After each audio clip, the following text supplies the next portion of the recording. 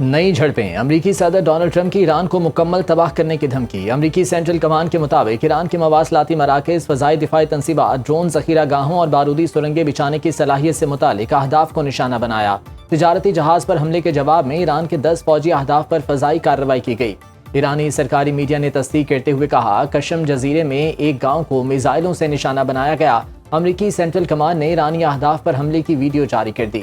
امریکی صدر Donald Trump کا کہنا ہے کہ امریکی فوج نے جنگ بندی معاہدے کی خلاف ورزی پر ایران کو نشانہ بنایا، ضرورت پڑی تو فوجی کارروائی مکمل کی جائے گی۔ ٹرمپ کی ایران کے خلاف سخت فوجی کارروائی کی وارننگ، ایران کے میزائل اور ڈرون ذخائر، ساحلی ریڈار تنصیبات اور دیگر فوجی اہداف کو نشانہ بنایا۔ ایسا وقت آ سکتا ہے جب ہمارے لیے مزید تحمل کا مظاہرہ کرنا ممکن نہ رہے۔ ممکن ہے ہمیں وہ فوجی کارروائی مکمل کرنا پڑے جس کا ہم نے کامیابی سے آغاز کیا تھا۔ ایسا ہوا تو ایران کا وجود باقی نہیں رہے گا۔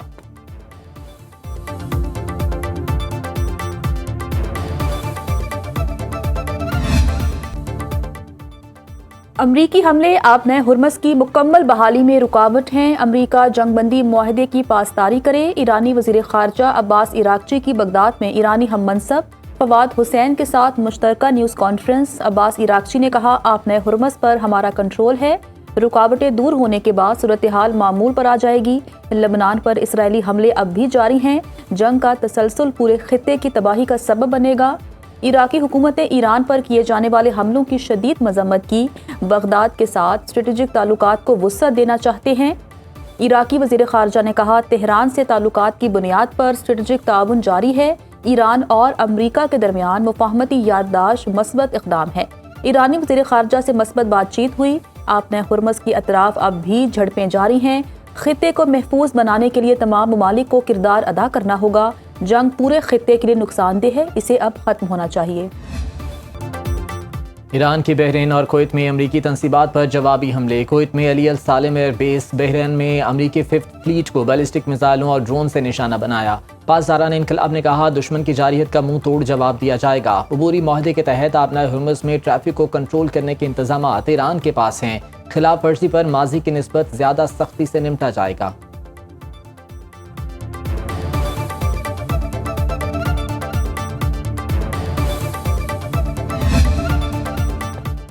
بحرین کا ایرانی ڈرونز اور میزائل روک کر تباہ کرنے کا دعویٰ۔ بحرینی فوج نے بیان جاری کیا، فضائی دفاعی نظام نے ایرانی حملوں میں استعمال پروجیکٹائلز کو روک کر تباہ کر دیا۔ بحرینی فوج چوکس ہے اور کسی بھی خطرے سے نمٹنے کے لیے تیار ہے۔ بحرین کا سلامتی کونسل سے ہنگامی اجلاس بلانے کا مطالبہ۔ کویت کی ایرانی حملوں کی مذمت۔ قطری وزارت خارجہ نے کہا، ایران کی جانب سے کویت پر تازہ حملے ملکی خود مختاری کی کھلی خلاف ورزی ہیں۔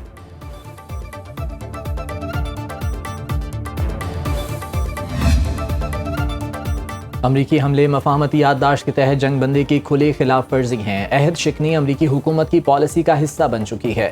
ایرانی وزارت خارجہ نے امریکی حملوں کو بہیمانہ قرار دیا۔ ترجمان کے مطابق امریکی حکومت کے اقدامات اس بات کا ثبوت ہیں کہ وہ اپنے وعدوں اور بین الاقوامی ذمہ داریوں کی کوئی قدر نہیں کرتی۔ ایران امریکی فوجی جارحیت کے خلاف اپنی قومی خود مختاری، علاقائی سالمیت اور قومی مفادات کے دفاع کے لیے ہر ممکن اقدام کرے گا۔ ایرانی سپریم لیڈر مجتبیٰ خامنائی کے مشیر محسن رضائی کہتے ہیں، امریکی حملوں کا جواب فوری اور فیصلہ کن انداز میں دیا جائے گا۔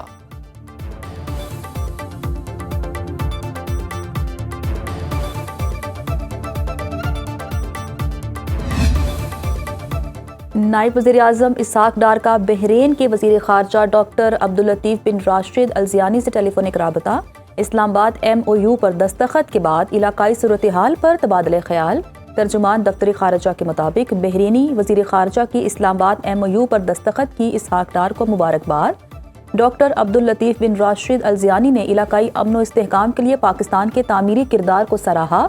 بحرینی وزیر خارجہ کا جلد پاکستان کا دورہ کرنے کا اعلان۔ کہا، وہ وزیر اعظم شہباز شریف اور فیلڈ مارشل سید عاصم منیر کا ذاتی طور پر شکریہ ادا کریں گے۔ اسحاق ڈار کا عالمی امن کے لیے مذاکرات اور سفارتکاری کے فروغ کے عزم کا اعادہ۔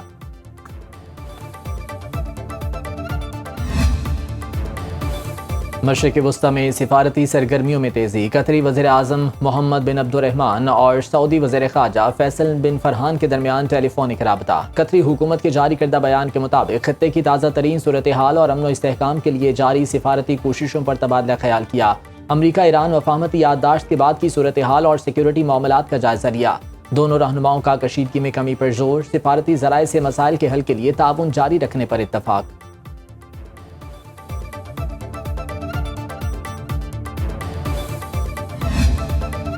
پاکستان رینجرز سندھ کے کیمپ پر بھارتی پراکسی جماعت الاحرار کے خوارج کا حملہ ناکام، 3 خارجی ہلاک، افغان دہشت گرد زخمی حالت میں گرفتار۔ ISPR کے مطابق دہشت گردوں سے فائرنگ کے تبادلے میں 3 جوان شہید، 4 زخمی۔ حملہ آوروں نے مین گیٹ پر دھماکے کے بعد حفاظتی حصار توڑنے کی کوشش کی۔ رینجرز کے دستوں نے مستعدی سے حملہ ناکام بنا دیا۔ علاقے میں ممکنہ دہشت گردوں کے خاتمے کے لیے sanitisation operation. Field marshal Syed Asim Munir کا شہید جوانوں کے اہل خانہ سے تعزیت کا اظہار۔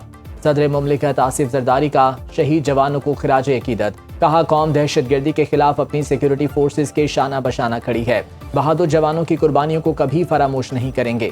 وزیر اعظم شہباز شریف نے کہا دہشت گردی کے ہر فتنے کا پوری قوت سے خاتمہ کیا جائے گا، وطن پر اپنی جانیں نچھاور کرنے والے شہداء کو پوری قوم کا سلام۔ وزیر اعلیٰ سندھ مراد علی شاہ اور وفاقی وزیر داخلہ محسن نقوی کی بھارتی پراکسی دہشت گردوں کے حملے کی پرزور مذمت۔ کالعدم انتشاری کمیٹی کے سرغنہ عمر نذیر کی ناکہ بندی اور فائرنگ کے ذریعے دہشت پھیلانے کی مذموم سازش۔ 5 جون کو کالعدم جوائنٹ ایکشن کمیٹی کے شرپسندوں کی گاڑیوں پر فائرنگ کی CCTV ویڈیو منظر عام پر آ گئی۔ کالعدم کمیٹی کے کارندے عیدگاہ اور کھائی گلا کے درمیان ناکہ بندی اور فائرنگ کرتے نظر آ رہے ہیں۔ عمر نذیر کی مسلح محافظوں کے حصار میں نقل و حرکت نے سوالات کھڑے کر دیے۔ آزاد کشمیر میں شرپسندی کے لیے کالعدم تنظیم کو مہنگی گاڑیاں اور اسلحہ کون فراہم کر رہا ہے؟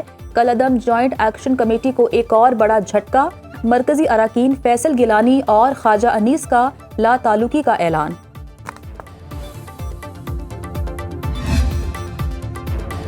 آزاد کشمیر قانون ساز اسمبلی انتخابات کی تیاریاں، پیپلز پارٹی نے 35 امیدواروں کا اعلان کر دیا۔ افسر شاہد، قاسم مجید، یاسر سلطان، چودھری سہیب، چودھری پرویز اشرف کو پارٹی ٹکٹ مل گیا۔ ملک ظفر، جاوید اقبال بھڑانوی، چودھری یاسین اور چودھری اخلاق امیدوار نامزد۔ سردار قمر زمان، فیصل ممتاز راٹھور، سردار امجد یوسف، سردار سعود صادق، سردار یعقوب، سردار عابد خان اور سردار فہیم اختر ربانی شامل۔ میاں عبد الوحید، سردار جاوید ایوب، بازل نقوی، سردار مختار خان مباشر، منیر آوان، اشفاق ظفر اور دیوان علی چغتائی کو ٹکٹ جاری۔ مہاجر نشستوں پر کرنل ریٹائرڈ قدیر چوہان، چودھری آصف گجر، چودھری احسن گجر نامزد۔ شاہین کوثر ڈار، راجہ شاہد اور چودھری فخر زمان شامل۔ عامر لون، غلام عباس میر، جاوید بٹ، راشد اسلام بٹ اور عبد المجید خان امیدوار نامزد۔ پارٹی قیادت کی امیدواروں کو انتخابی مہم بھرپور انداز میں چلانے کی ہدایت۔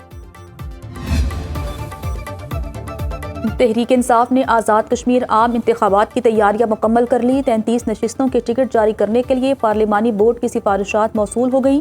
چیئرمین تحریک انصاف بیرسٹر گوہر کا ایکس پر بیان، کہا صدر تحریک انصاف AJK کا خط موصول ہو گیا۔ ٹکٹوں سے محروم امیدوار 29 جون تک اپیلیں جمع کرا سکتے ہیں۔ تحریک انصاف آزاد کشمیر ایپلیٹ بورڈ تمام اپیلوں پر فیصلہ کرے گا۔ تحریک انصاف کے امیدواروں کی حتمی فہرست 2 جولائی کو جاری کی جائے گی۔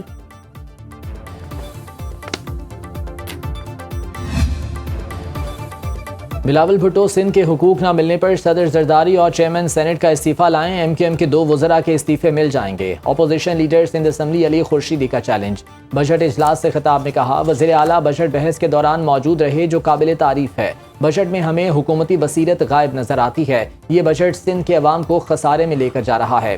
سندھ حکومت مسائل کے حل کے لیے پالیسی نہیں دیتی۔ لاہور میں پیپلز پارٹی نہیں تھی، اس لیے ترقی ہوئی۔ جب تک اختیارات کی منتقلی نہیں کریں گے مسائل حل نہیں ہوں گے۔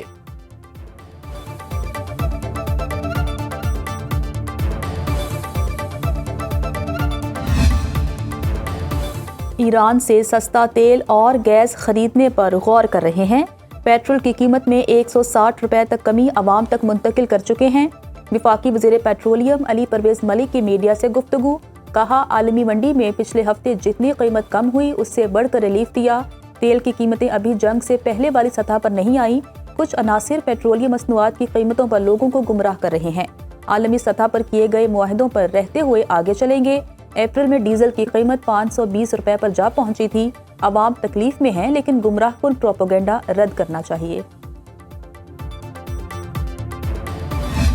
پٹرول سستا ہوا ہے نا، حکومت چاہیے تھا خود انہیں جا کے چیک کرتی دکانداروں پہ جا کے کیا ریٹ ہے کیا نہیں، کوئی پوچھنے والا نہیں، ہر کس کا اپنا ریٹ۔ ہر سبزی جو ہے نا اپنی بس ریٹ بڑھی ہوئی ہیں، کسی کی بھی ریٹ جو ہے نا صحیح مناسب نہیں ہے۔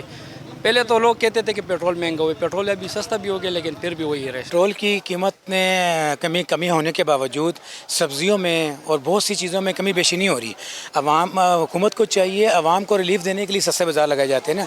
जब सस्ते बाज़ारों में ये चीज़ें मैसर नहीं आएंगी तो इस एतवार बाज़ार लगाने का और सस्ता बाज़ार लगाने का कोई फ़ायदा नहीं। पेट्रोलियम मसनूआत की कीमतों में कमी के समरात आवाम तक न पहुँच सके। मुल्तान में शिमला मिर्च 400, टमाटर 320 रुपये किलो बिकने लगे। इस्लामाबाद में प्याज 380 रुपये धड़ी, टमाटर 165 रुपये किलो दस्तियाब। लहसुन की 50 रुपये किलो जायद वसूली, 300 रुपये किलो फरोख्त। पेशावर में टमाटर 250 रुपये किलो हो गए।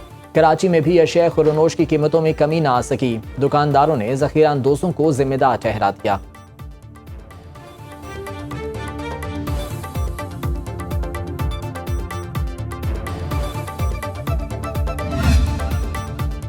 पेट्रोल सस्ता होने के बावजूद एलपीजी महंगी फरोख्त। सरकारी कीमत 309 रुपए किलो, मार्केट में 500 में फरोख्त। दुकानदारों का कहना है कि एलपीजी हमें सरकारी कीमत में नहीं मिलती। हुकूमत हमें सरकारी निर्खों पर दस्तयाबी यकीनी बनाए, हम भी सस्ती बेचेंगे।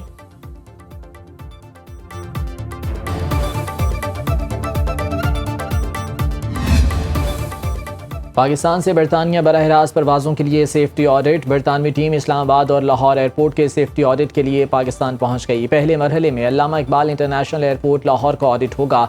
माहिरीन की टीम बरतानिया जाने वाली बराह रास्त परवाज़ों के लिए इंतजामात का जायजा लेगी। इस्लामाबाद और लाहौर एयरपोर्ट के CCTV ऑपरेशंस और सिक्योरिटी इक़दामात की जाँच पड़ताल होगी। कार्गो हैंडलिंग और फ्लाइट केटरिंग का भी जायजा लिया जाएगा। Pakistan civil aviation authority बरतानवी team की मुआवनत करेगी। इस वक्त पाकिस्तान से PIA की बराह रास्त परवाज़ें लंदन और मैनचेस्टर जा रही हैं।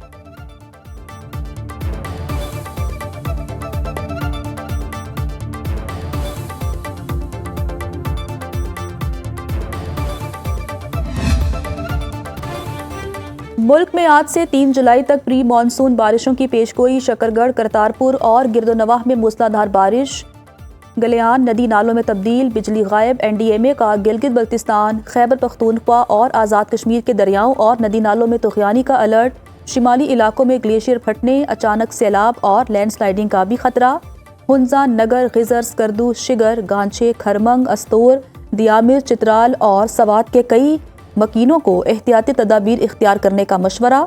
सूबाई डिज़ास्टर मैनेजमेंट अथॉरिटीज़ को मुमकिना हंगामी सूरत हाल से निमटने के लिए अलर्ट रहने की हिदायत।